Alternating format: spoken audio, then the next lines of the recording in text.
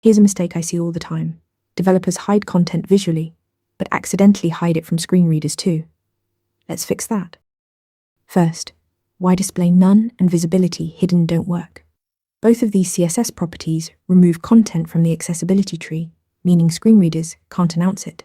They're great for hiding things completely, but terrible when you need screen reader access. The solution is to remove the element from visual flow without hiding it from assistive tech. Use position absolute to take it out of the document flow, then clip or clip path to make it invisible. Set width and height to 1 pixel and hide any overflow. This keeps the content in the accessibility tree while making it visually invisible. In practice, you'll use a utility class like SAR-only or visually hidden. Most CSS frameworks include this pattern. Tailwind calls it SAR-only, Bootstrap uses visually hidden. They all implement the same technique we just covered. When do you need this? Skip navigation links that let keyboard users jump to main content. Form labels when the design shows an icon but you need text for screen readers. Icon-only buttons where the visual is clear but assistive tech needs a name.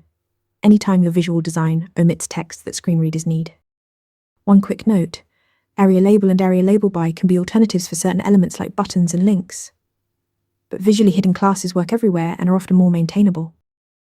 Remember, visually hidden classes use positioning and clipping to hide content from site while keeping it accessible.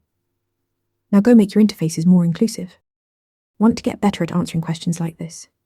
With Interview Mentor, you practice real interview questions out loud. You get personalized feedback and a grade on every answer, and you can track your improvement over time.